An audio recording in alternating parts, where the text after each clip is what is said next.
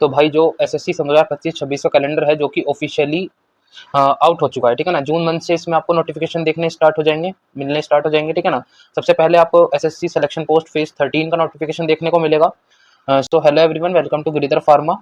सो अगर आप चैनल पर नए हैं तो चैनल को सब्सक्राइब कर लीजिए और बेल आइकन को प्रेस कर दीजिए, क्योंकि मैं यहाँ पर आपको एसएससी रेलवे फार्मासिस्ट के रिगार्डिंग संपूर्ण नॉलेज आपको देने की कोशिश करता हूँ। तो देखिए, सबसे पहले हम एसएससी की वेबसाइट को थोड़ा सा नीचे स्क्रॉल डाउन करेंगे तो आपको एक revise tentative calendar examination year 2025-26 का दिखेगा। तो इस पर हम क्लिक करते हैं तो एक बार देख लेते हैं। देखिए, ये हमारे सामने नोटिफिकेशन खुल चुका है।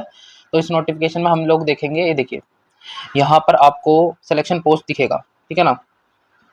सिलेक्शन पोस्ट का एग्जाम है ये, ठीक है ना। 4th नंबर पर आप देखेंगे इसमें, ठीक है ना, सीबीई है और 25/6/2025 मतलब 2 जून को इसका नोटिफिकेशन आपको देखने को मिलेगा। 2 जून, ज्यादा टाइम बचा नहीं है। आज हार्डली 2-3 डे हैं, ठीक है ना। फ्राइडे है आज और मंडे को इसका नोटिफिकेशन आने वाला है, ठीक है।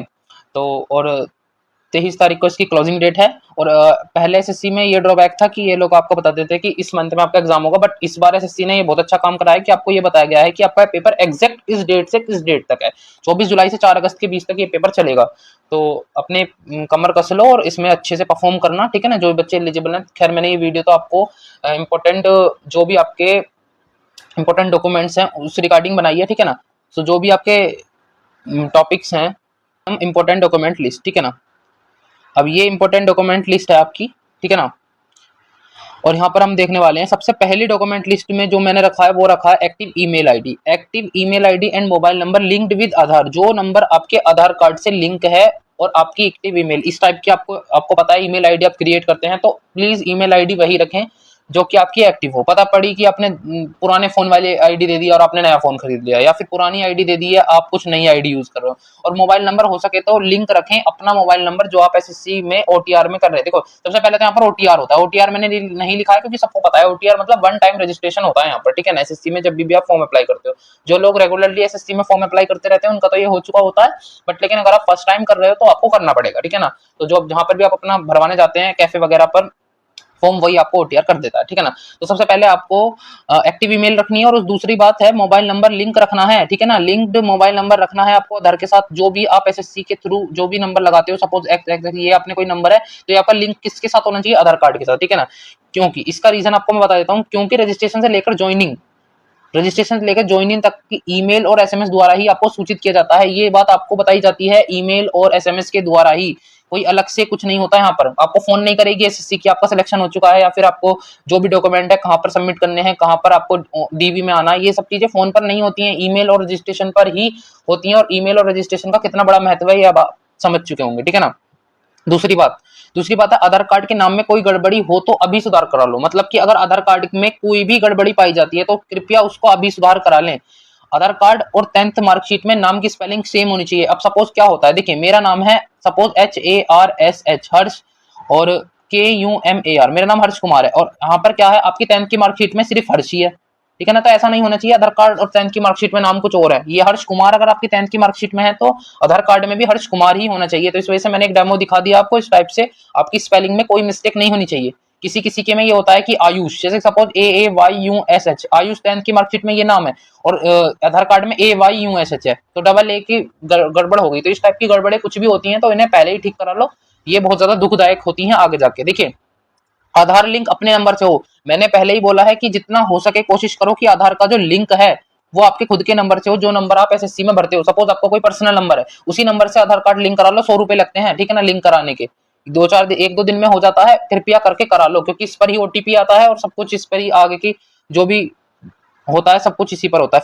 फोर्थ कंडीशन, देखिए अभी तक भी अगर आपने चैनल को सब्सक्राइब नहीं किया है तो कृपया एक बार चैनल को सब्सक्राइब कर लें, क्योंकि यहाँ पर इसी तरीके की इन्फॉर्मेटिव वीडियोस में लाता रहता हूँ। इससे पहले मैंने एक एसएससी के रिगार्डिंग वीडियो बनाई है, ठीक है ना। अगर आपने उसको नहीं देखा है, क्योंकि 24 फार्मासिस्ट को रिजेक्ट क्यों किया गया है उसमें मैंने आपको कंप्लीट डिटेल नोटिफिकेशन में बताया है, और एसएससी के ऑफिशियल नोटिफिकेशन को उठाकर ही बात करी है, ऐसे ही कुछ भी नहीं कर दी है, ठीक है ना।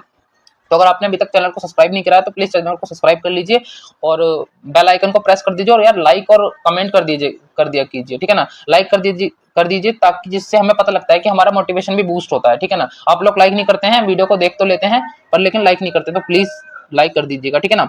उसके बाद है एजुकेशन सर्टिफिकेट। देखिए सबसे पहले तो आपके पास 10th की मार्कशीट होती है, 12th की मार्कशीट होती है, उसके बाद आपके ग्रेजुएशन की ऑल सेमेस्टर जितने भी, जैसे कि सपोज मैंने बी फार्मा किया तो मेरे 8 सेमेस्टर है, तो 8 के 8 सेमेस्टर की आपके पास होनी चाहिए, ठीक है ना। उसके बाद है ग्रेजुएशन डिग्री। ग्रेजुएशन डिग्री में क्या होता है, जो भी आपने ग्रेजुएशन करी है, बीटेक करी है, बी या फिर बी फार्मा करी है, कोई और भी कोई अदर स्ट्रीम का बच्चा भी इसको आराम से देख सकता है, ठीक है ना।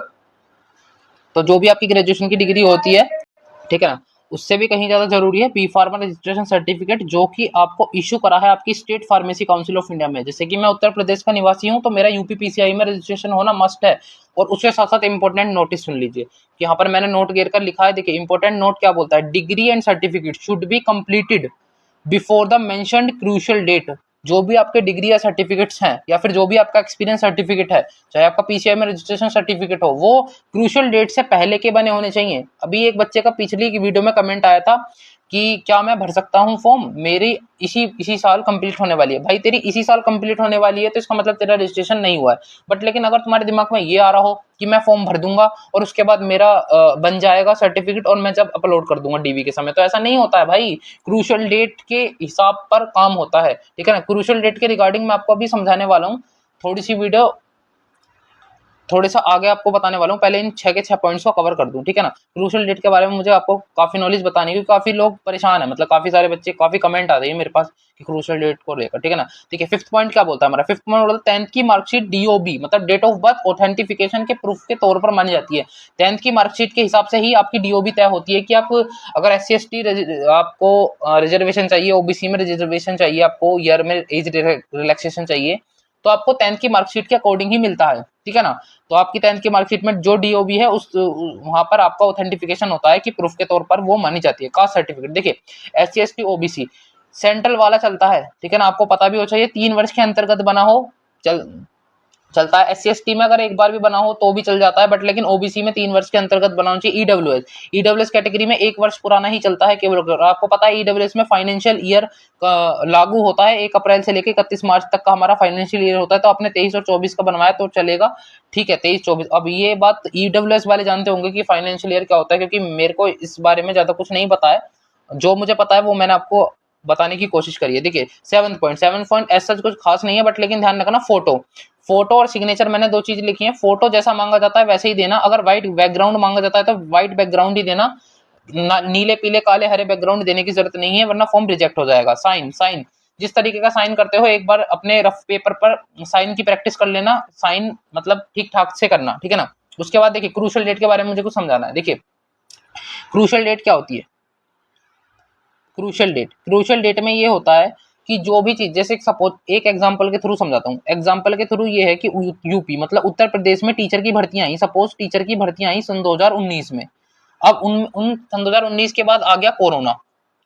सन 2019 की भर्तियां जो आई थी उनके बीच में कोरोना आ गया सन 2021 में, जब उनका डॉक्यूमेंट वेरिफिकेशन होता था। तो अब उनका डॉक्यूमेंट वेरिफिकेशन सन 2024 से लेकर 25 के बीच में हुआ।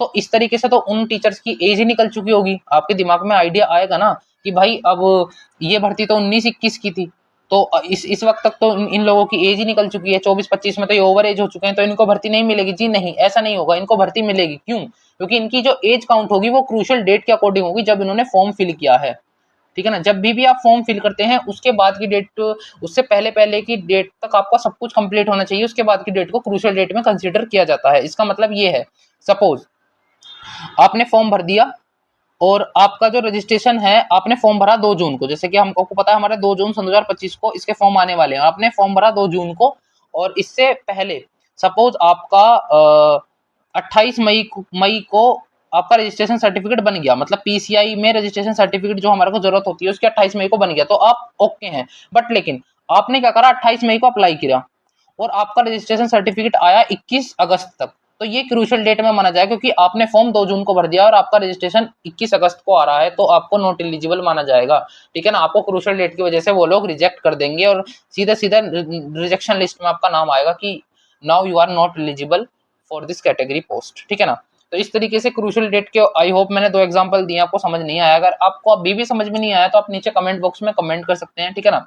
मैं आपको रिप्लाई देने की 100% कोशिश करता हूँ। और अगर आप चाहते हैं कि मैं टेलीग्राम चैनल को ओपन कर दूं, मतलब टेलीग्राम चैनल को ज्वाइन कर लेना, उस पर भी आप अपने डाउट पूछ सकते हैं, जो भी आपको डाउट रिलेटेड होते हैं वो सभी के सभी डाउट आप टेलीग्राम पर पूछ सकते हैं, ठीक है ना, टेलीग्राम चैनल पर, या फिर आप नीचे कमेंट बॉक्स में कमेंट कर सकते हैं। बट लेकिन इससे पहले चैनल को लाइक कर देना, सब्सक्राइब कर देना और वीडियो को लाइक करना, ठीक है ना, जिससे मेरा मोटिवेशन बूस्ट हो और मैं ज्यादा से ज्यादा आपके लिए अच्छी से अच्छी वीडियोस बनाने की कोशिश करूं, ठीक है ना। आई होप आपको ये वीडियो अच्छी लगी होगी।